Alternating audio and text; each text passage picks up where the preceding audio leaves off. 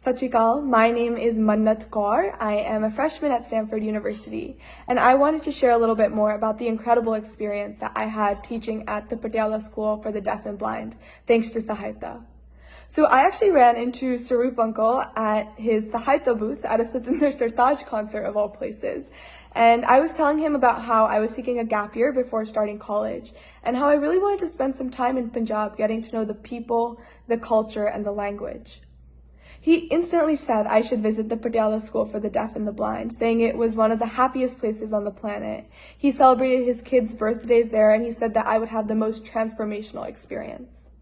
I took a leap of faith. I said yes. And my parents were definitely a little bit more nervous about it than I was. So when we were in India in December, we decided to visit the school for the day. And as soon as we stepped onto the campus, any hesitation we felt quickly disappeared.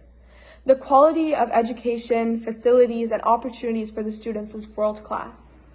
Colonel Gurminder Singh, who I have the utmost respect for, he and his family were so welcoming to me, and they took such great care of me throughout my stay with them. I returned to Punjab in March to spend 6 weeks teaching at the school, and every time it was time for me to leave and come back, I would extend by just a couple more weeks, because I simply could not bring myself to leave. I spent 3 months in total at the school, staying until the students' summer break started, and I actually had no choice but to go.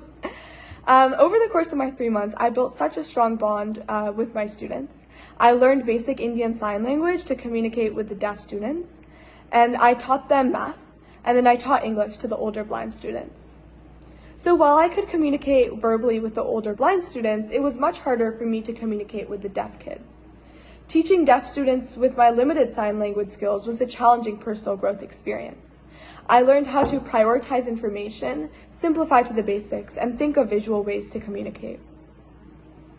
That being said, there were so many times when the students were signing something to me and I simply could not understand, no matter how hard I tried.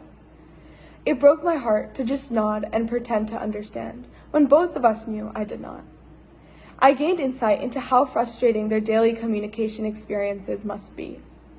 In fact, many of their family members do not know sign language, and more surprisingly, they don't care to learn it. For blind students, the challenges around acceptance and belonging are equally as pronounced. Surinder, a 10th grade blind boy, shared with me how his mother overheard his dadi and chachaji talking about how when he was younger, they wanted to inject him with poison because they did not want a blind grandson. Looking at the intelligent, thoughtful boy in front of me, who had shocked me with his knowledge of politics and current events, I was left wondering, how many more children like him are deprived of the right to live?